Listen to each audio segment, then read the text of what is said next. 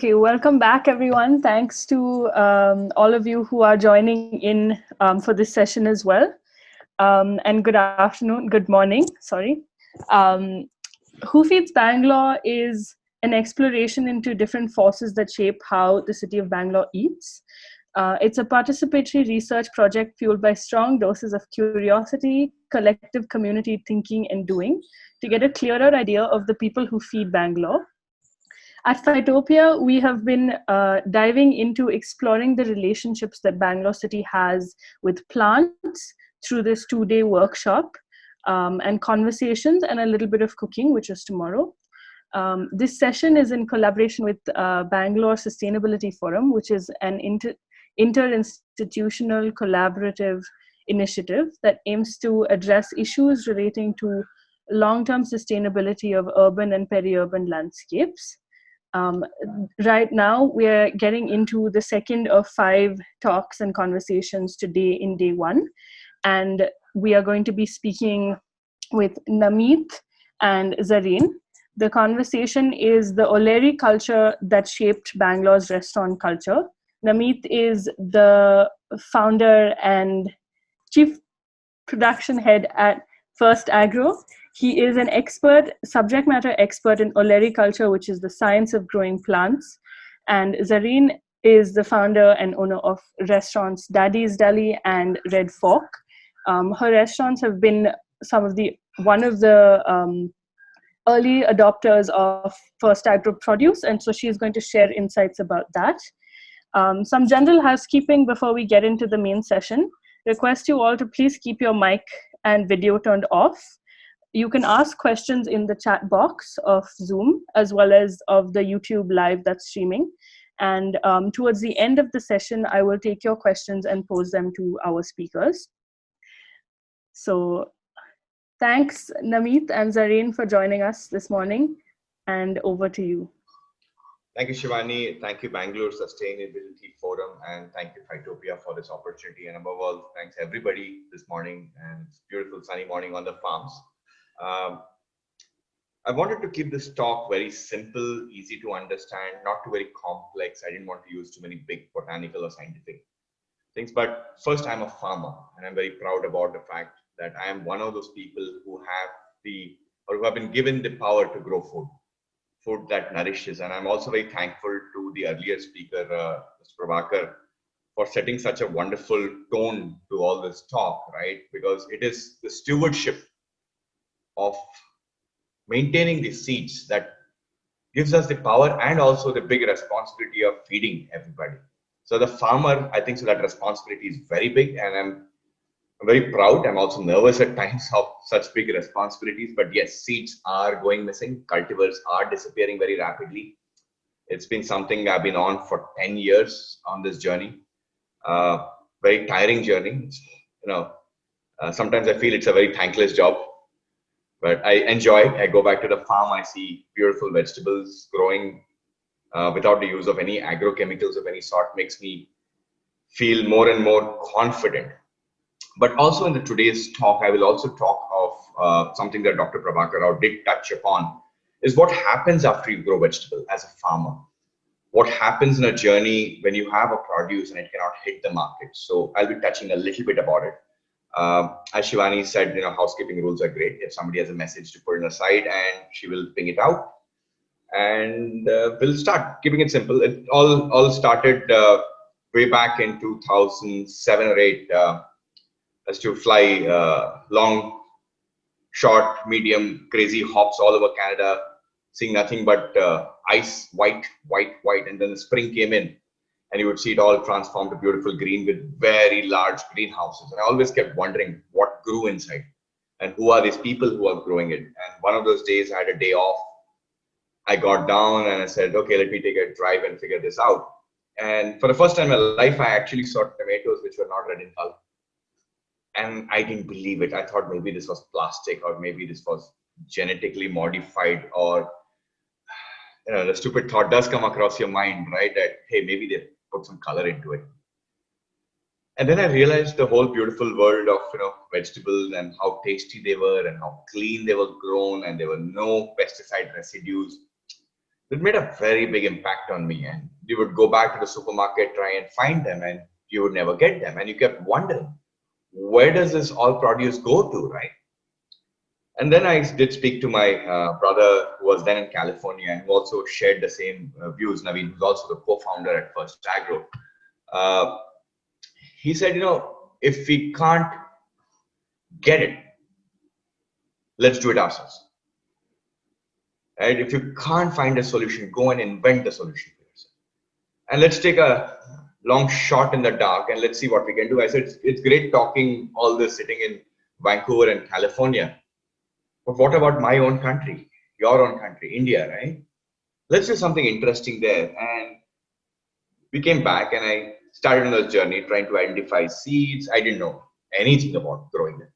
I'm not an agriculture graduate or a horticulture graduate. I'm a pilot. I fly airplanes. And I teach people how to fly airplanes and not kill themselves. I said, what is the skill, right? The number one skill, accepting failure and trying to do it again and again and better than the previous one, right? It's like teaching a cadet how to land an airplane and not kill himself and break the plane. That was a long journey, 2010, 2011, 2012, kept failing. But then, you find small little lessons. Long story short, it's been little over 10 years I've been doing this. Something that I wanted to build upon my previous speaker's legacy of talk is a very concept of innovation. Everybody thinks innovation is on your cell phone, on your computer, the next drone, the next AI app, the next killer app, right? Innovation can happen even on a vegetable. It's not only merely reviving or rescuing something or getting it acclimatized. It's how do you bring it back to the chefs? Now, the question that haunted me before meeting Zareen and Xerxes and the lovely family here on the farms, including Sneha, was, is the onus of innovation on the farmer, or is the onus of innovation on the chef? Who starts innovating? Does the chef go back and find a farmer saying that I want, and Zareen, if you remember the question, can I get good rocket? And the first thing I looked at Zareen and I asked her the question on a little farm, the stone table, if you remember, the lunch table. I said, do you want Italian rocket or do you want wild rocket? And she said, Italian rocket, sharp as it could get, clean as it would be, and tasty. I said, give me 2 minutes. I walked through the greenhouse, I got her back and she said, that's it. We got it. And Xerxes looked and said, I already know a dish. I still fail to answer this question within myself, but I think so the growing revelation is it would be more a joint effort. If the artist can't get good paint, good canvas, good brush, what's the point of ammonia on the wall? And if I can't give him that elements that he requires, he can't paint anything. What am I going to do by bringing such good quality paint when there is no artist? So I am not the painter, I am the paint supplier. I've always told this, I supply the paint, I am not the painter. The chef is my painter. He is my patron. He is a patron saint, so to say. Right? It's a very important journey to grow. Should I grow first and then find a chef? Or should I wait for a chef to come here and say, I want this? Because Shivani, Elsbeth being a customer as well, right? Who's going to pay the bills? I'm not an NGO. I have to work for money. I have to feed people on the farm. I have to feed my doggies. I have to pay the power bill. Right? I have to pay for a diesel or the vehicle that takes it to the restaurant. I have to package it so Zareen gets a 95% yield. Right? And she doesn't end up throwing 30% of the produce that comes in. I have to sort it. I have to grade it. I have to sterilize it. I have to clean it. I have to put it in a gel box, a thermocol box with gel packs. Who's going to pay for all that, right? So it is a for-profit initiative, and I'm not ashamed of it. I'm a farmer. I need to pay bills. All this needs to be thought through with the cost and not keeping it explosively expensive. We don't need to do that. Third thing, which is very important from the legacy of my previous speaker, right, is adoption. Innovation needs patronage. Innovation needs adoption. There is no point in growing 200 grams of rocket for daddy's deli.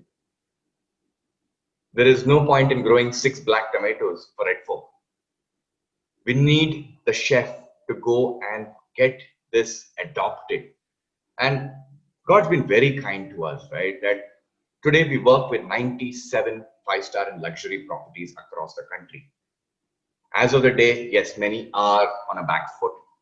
Orders have dwindled down to absolutely nothing. But that's something I'm going to end with this talk, is the next journey of the farmer. But having said that, coming back to the theme of innovation, patronage, adoption, we've been very, very lucky. And I'm very proud of Bangalore in many ways. People are very experimentative with food. People go ahead and say, it's okay, I will make a salad out of pea tomatoes.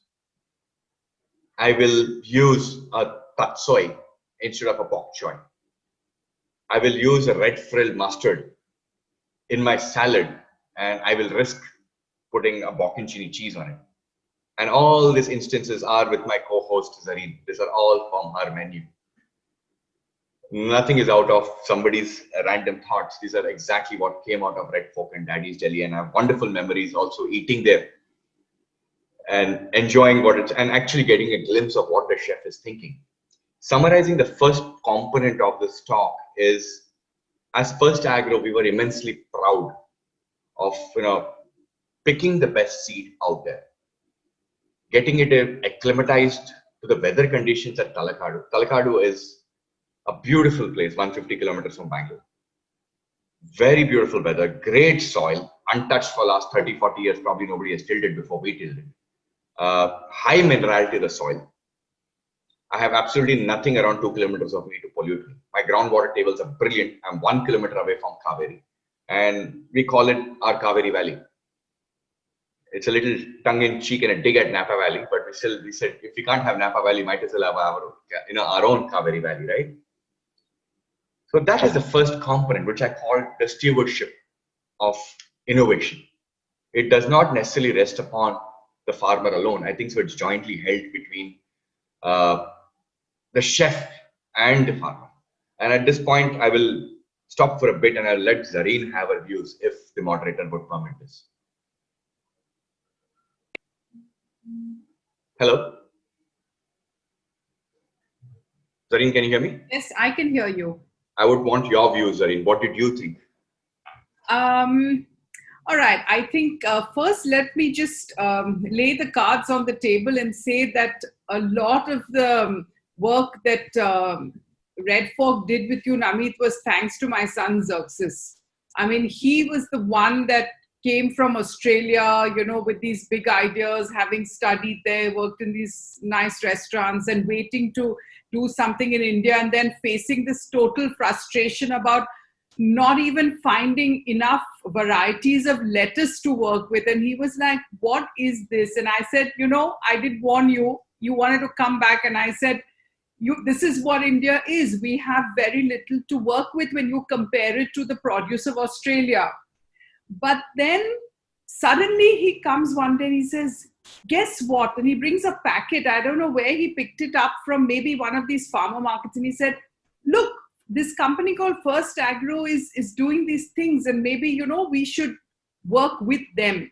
And I think that's this whole idea that he had discovered First Agro and finally his creativity could be unleashed. I will never forget that joy in his face, Nameet, with that first packet of, I don't even know, maybe it was rocket or maybe it was some mustard. What did he say? He says Japanese mustard, he said. So I think it is really due to Xerxes. I have a lot of points. Unfortunately, he couldn't be here, but he's told me a whole lot of things. I think what we loved was that your ingredients were different from everybody else, and it allowed us to use it in so many ways. And you made your story come alive, Nameet. You took us to your farm and you showed us the number of tomatoes that you grew there. For us, having seen that, being able to pick these little, I remember tiny grape, smaller than grape, those tomatoes, we could just pick them off the vine and eat them. And then you had those huge ones, San Marzano. Yeah. So the variety that we could, and each of those could be used for different things in our restaurant.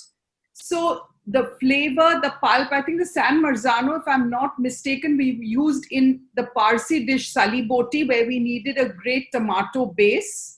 So the pulp we used for that. We could use the different colored ones in our salads.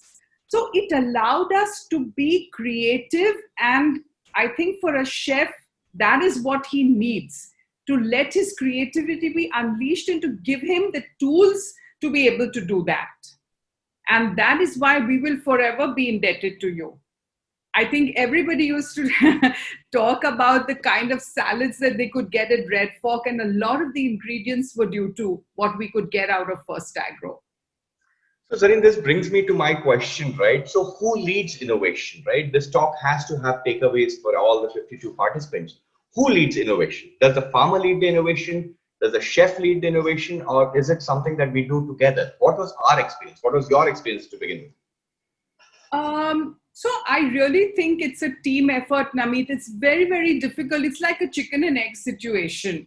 I mean, because this was a reality. I know that Xerxes was extremely frustrated when he just didn't get the kind of things he would have liked to create dishes with. And believe me, it was, and you know, our requirements were small, Nameet. So I do remember, you know, when you came up with this minimum quantity, how Xerxes used to curse you. I will not forget.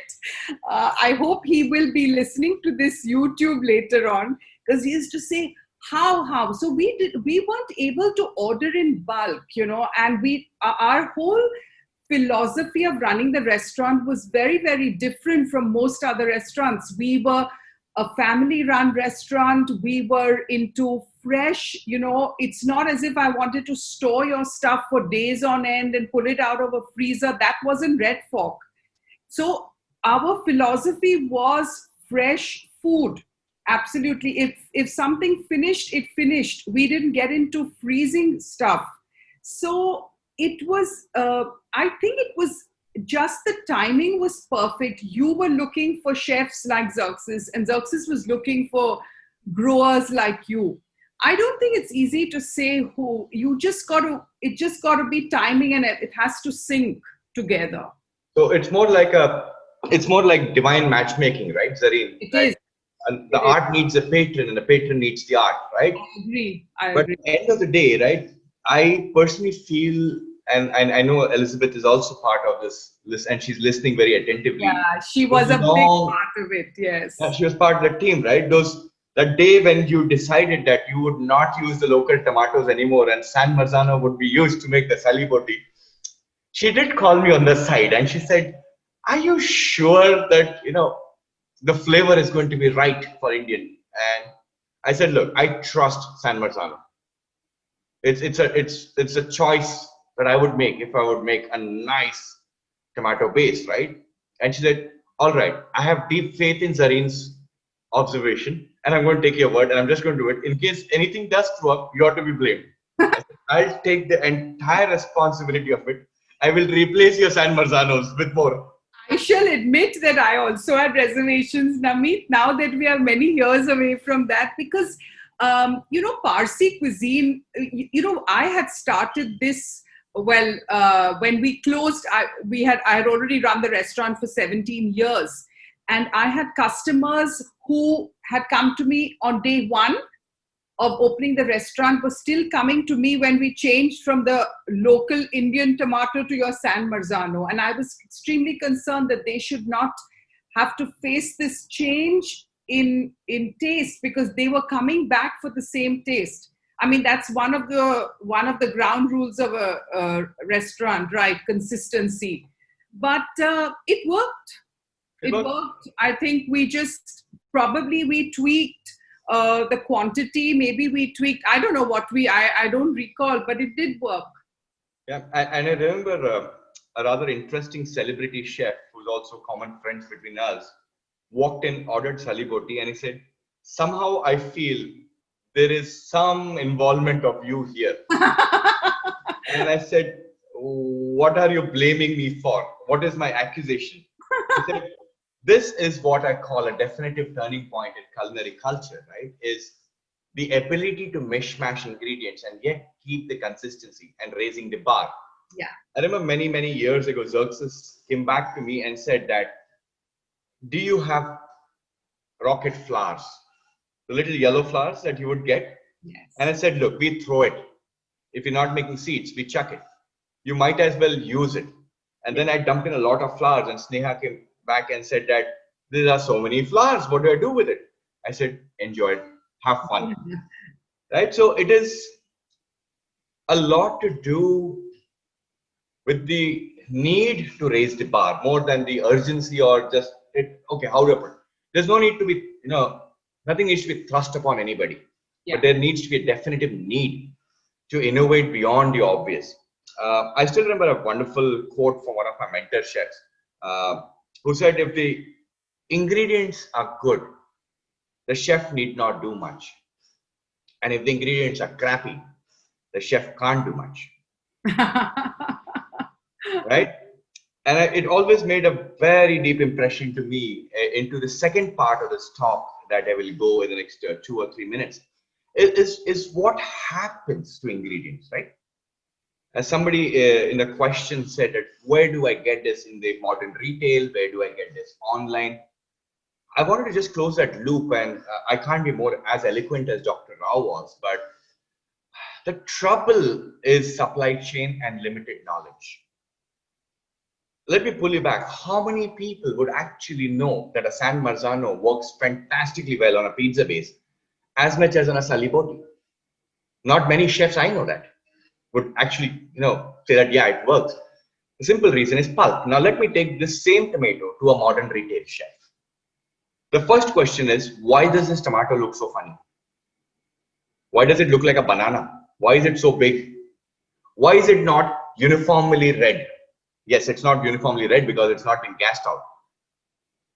Oh, but this is not what we are expecting. What do I do with it? I'm not going to go and put up a cooking class in a modern retail store, right? It's the deep lack of awareness at a buyer level, at a customer level, and at an application level. The three problems. The buyer at a modern retail is typically an agri or a horti graduate, maybe a master's degree, has very limited exposure. He has seen a few vegetables, as Dr. Rao said in the bottom of his infographic, right? Those 4 varieties of corn, those 6 varieties of cherry tomatoes. If I tell anybody cherry tomatoes do come in white color and black color and orange color, I said, this guy's gone marbles in his brain, right? But where is the limitation is knowledge. Adoption of knowledge and bringing it on a retail shelf. Very few retailers in this country do take that, but not much. The second big limitation is application. And as I said again twice before in this chat, I'm going to bring with takeaways in what we did in the next part of the journey, is what is the application? How I'm going to use it? This lockdown has taught several of my friends that they need a recipe book on how to make ice cubes. There's a little bit of sarcasm in the tone, yes, but there are people out there who don't know how to cook.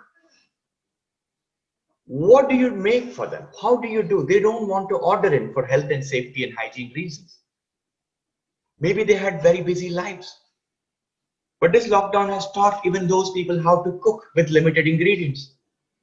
I want to see how I can make things easier. For me, in the lockdown, we didn't get anything. We were lucky, Zarin. We had a massive farm. You want to eat a salad? Okay, let's make some salad. Okay, you want to have tonic water? Okay, no gin, but that's okay. We're still happy having some tonic water. But it has taught a lot of lessons, right? Also, what is influencing the culture has been answered to a large extent between a chef and a farmer. How do we take it to the next level, Zarin? How do you democratize this knowledge? Is it a cookbook? Is it an online video? Is it making simple ingredients? What do we do, Zarin? What are your views? How do we democratize this knowledge? How do you bring it out to people? It becomes application easy. What are your views? How do we teach people how to make a good saliboti? No, I see a lot of it is, one is is interest. I think you've really got to be interested in wanting to increase your knowledge, to learn, to see, to try. See, I'm talking as a restaurateur.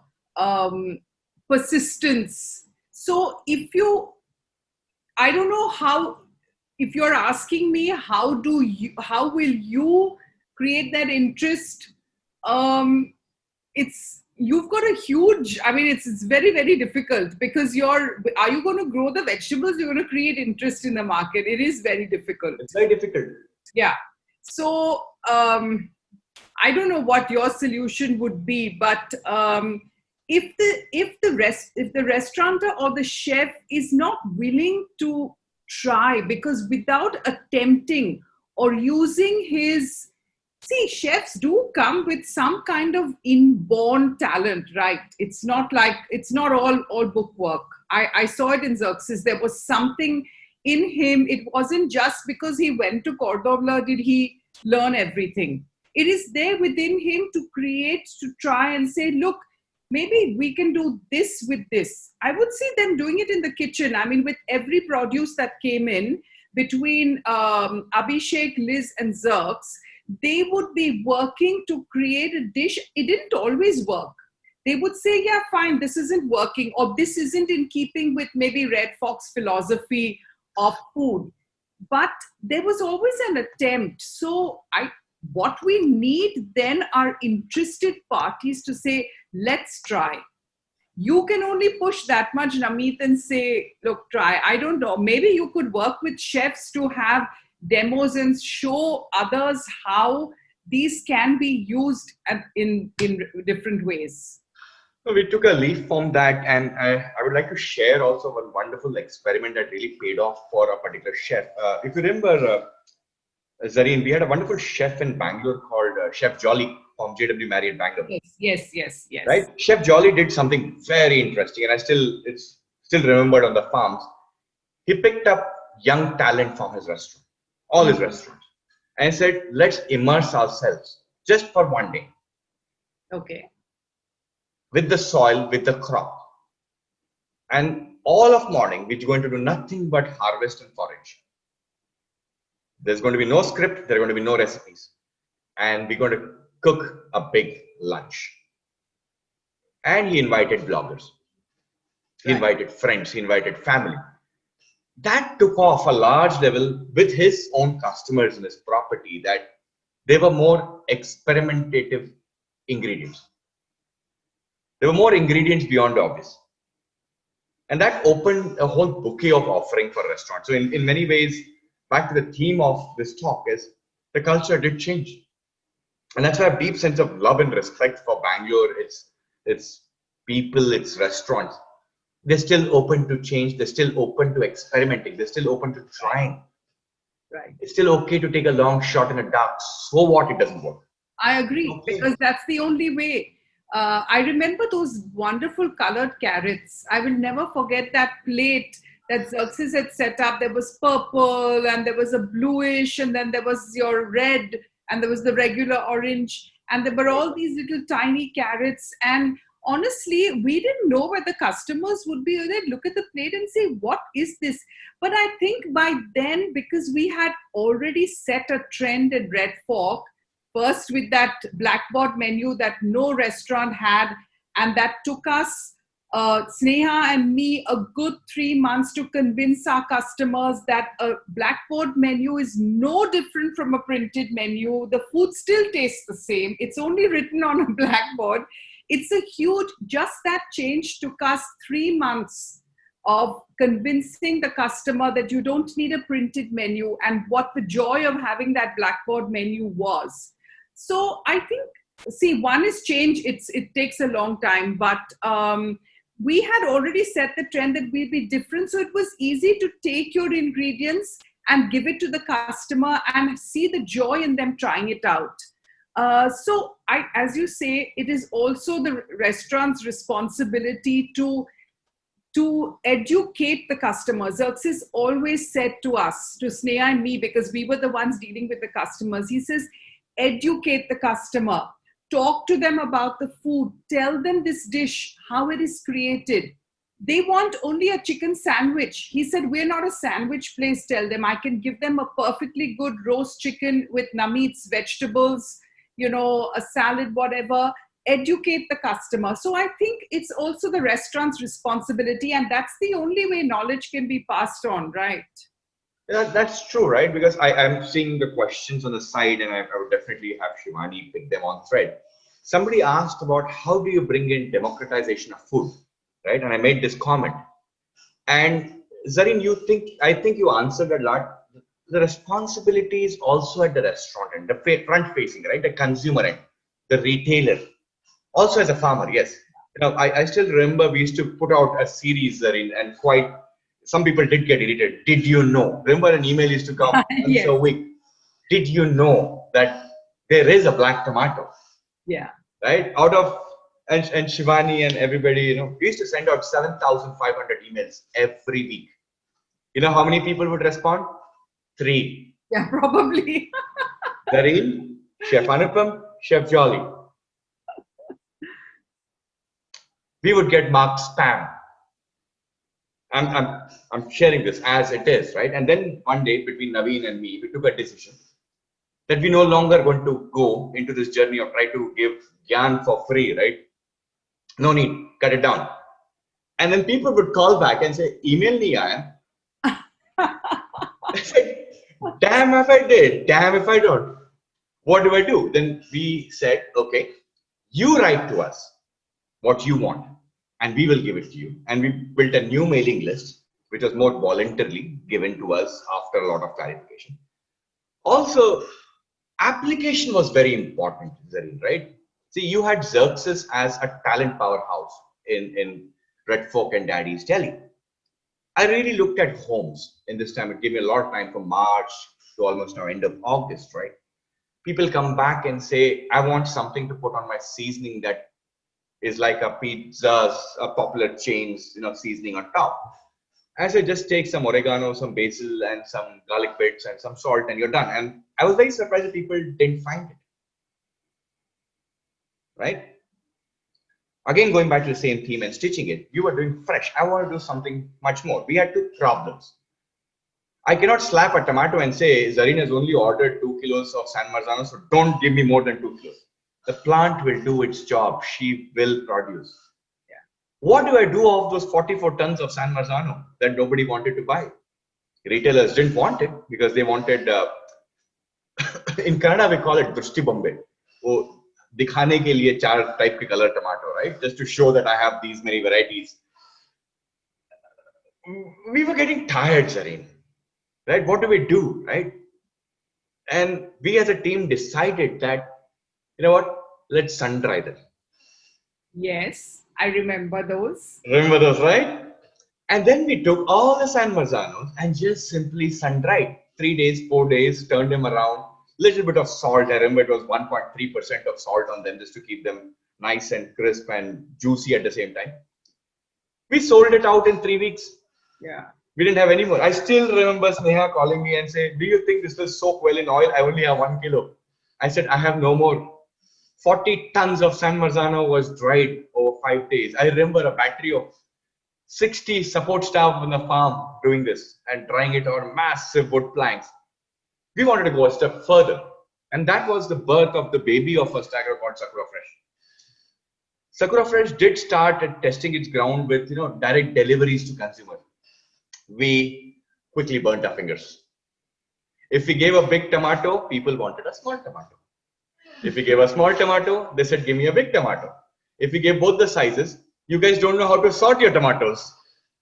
Okay. We gave them purple. The world of the restaurant. Yeah, right. Never right. Pardon me, Zareen? It's never right. It's never right? And then I remember this very funny beans, the purple beans. Do you remember? I said, never blanch them. Yes. The purple beans, right? I had this big property send me a legal notice that I am cheating customers and I'm actually selling them colored green beans with purple color on them because after blanching they became green. And I said, God have mercy on me. These are anthocyanins. They break down with heat. You do a flash cooking with them. It is on the instructions on the packet of purple beans. It is on the website. It's been sent on your email. It's been WhatsApp to you before you have even touched the packet.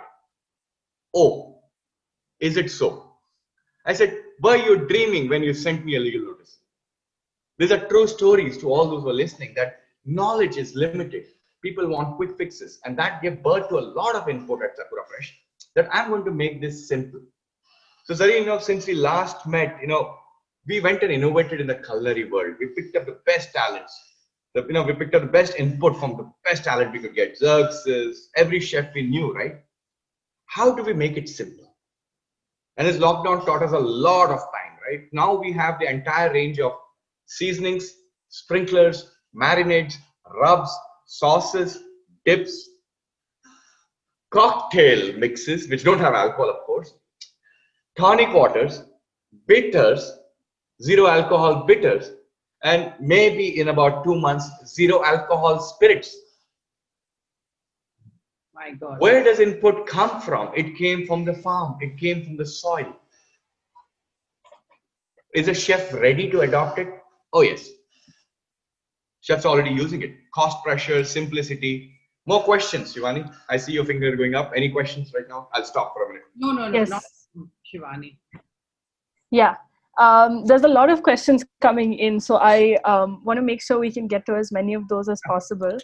But definitely super interesting to hear about how it has to be a collaborative effort, and how both the grower and the chef has an equal responsibility in pushing this change in culture forward.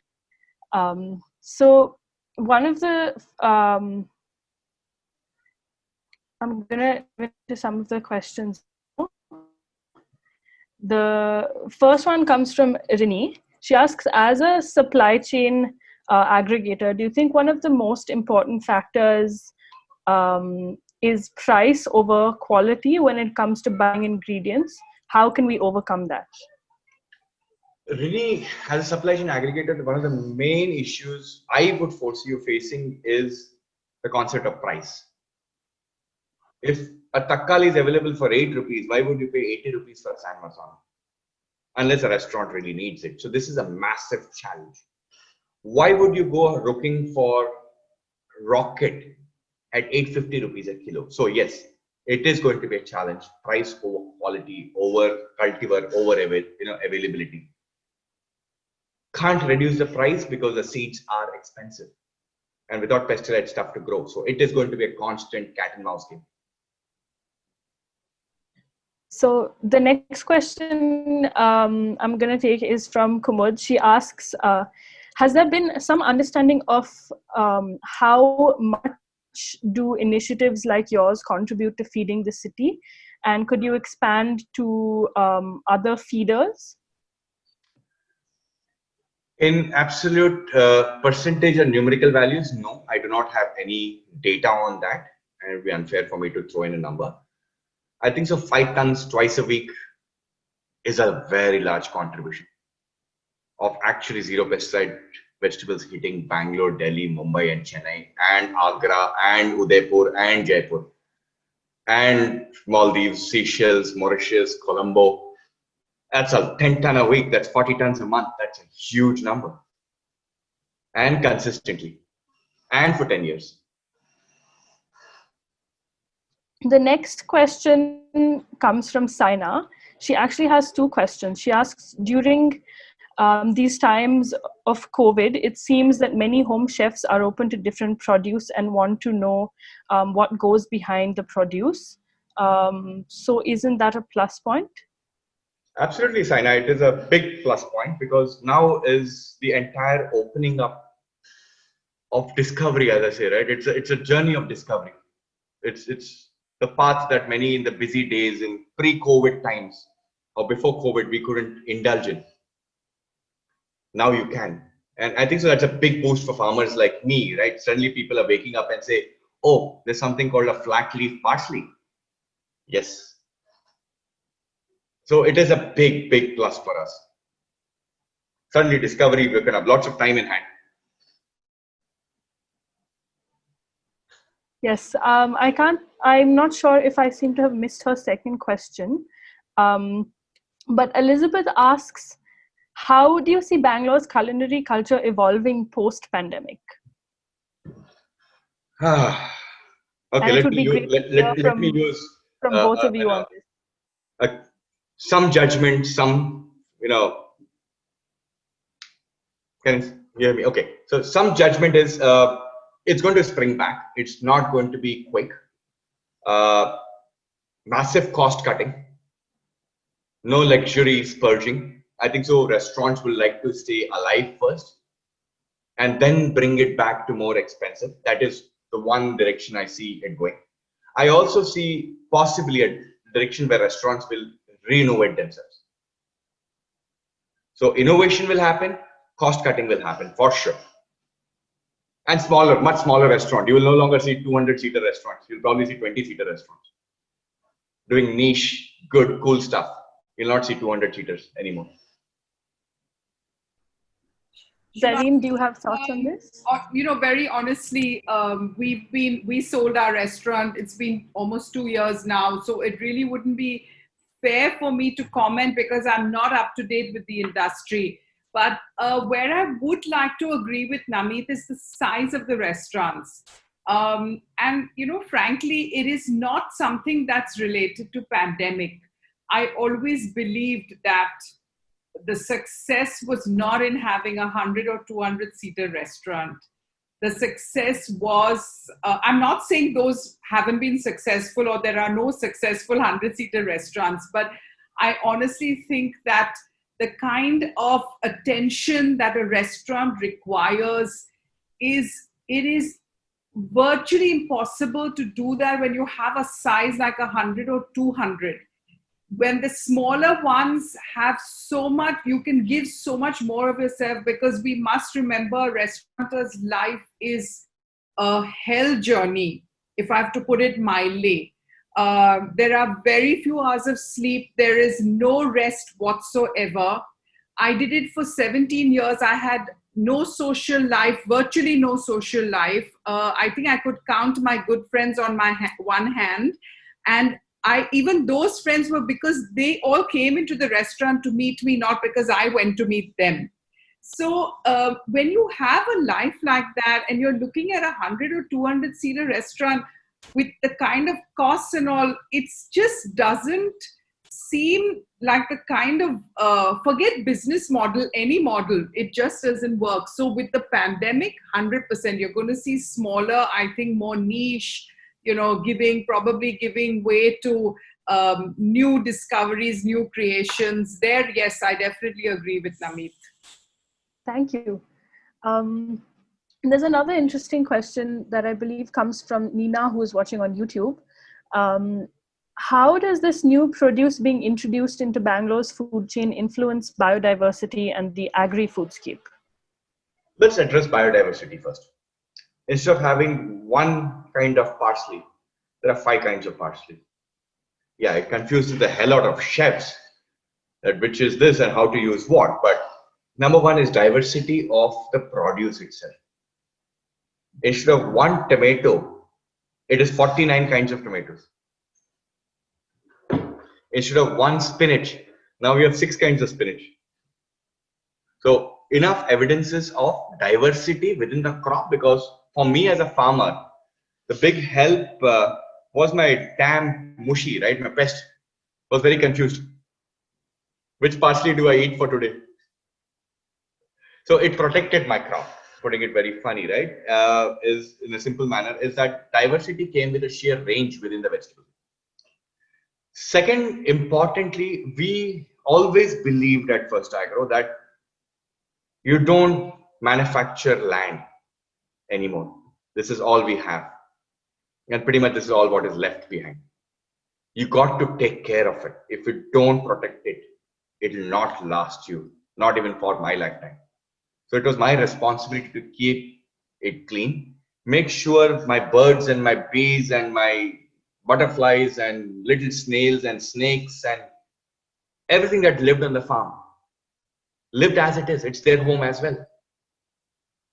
Yeah, we have dogs on the farm. They're all that. And Zareen, if you remember, 33 of them, right? None of them were chained ever. They all run all over the place. Second was biodiversity is not merely number of crops you grow, the kind of techniques you use to grow, how do you take care of your soil, your water, your environment, your people, and the produce ultimately. It's also about the overall responsibility you have towards the food chain. We at First Agro were the first guys to bring in the entire zero pesticide system, and Dr. Prabhakar did talk about maximum residual limits. We were not even, we were zero. And that's why we are still very proud to use the word zero pesticide, and not because I said so or because Zareen believed so. We took it to a neutral third-party residue analysis lab. Over 10 years, you can imagine every 45 to 90 days, these crops would go. Imagine 96 sets of crops in 96 boxes over every 90 days would go to labs to get it checked to second, third decimal place. We built that trust for ourselves. Because tomorrow, if a mom is going to feed its child a little baby carrot, I want the mother to feel very, very confident that's clean. That's the ultimate reality for me. That's all, Shivani. That's simple. Biodiversity and food safety. It fits into Bangalore very well. I love the city. It's very experimentative, very open to innovation. Yes, absolutely. Thank you. So I just have one last closing question, Nameet. A couple of people have asked, Nina as well as Deepika, where can people get First Agro produce? Is it available to consumers? It's available to consumers. I think so. Just this Friday, we shipped it to Loyal World at Whitefield, a very large consignment of greens. You know, it's available at Whitefield. Loyal World has it. We moved away from a lot of retailers because retailers are now focusing on more essential commodities rather than lettuces and greens and fancy stuff. I think so. Let them fix that, and over the next 60 days, we should be back to most of the modern retailers. But right now, it's at Loyal World because they said that, you know, we get the regular stuff. We also want your stuff for home users. Okay, great. Thank you so much. So I hope everyone really enjoyed that session because it was super insightful and, you know, into the evolution of food culture of Bangalore with produce and with restaurants. And with that, I'd like to thank you both, Nameet and Zareen, for joining us and sharing all of this with us over the last 45 minutes. Thank you all who tuned in and shared your questions. We tried to address as many as possible within this hour. But we are now prepping for the next session. So up next, we have food scientist Spurti Ravi speaking about City of Plant-Based Identities, which is going to be at 12. So please do join us for that. And we would definitely recommend that you go to the Science Gallery website and check out all of the other plant-related exhibits and activities that they have planned. So thanks you all for tuning in. Thank you so much for this opportunity. Thank you, Zareen, for joining in. Oh, I'm so happy to have been back and for a little while being able to relive my Red Fork days. Those are very, very good memories.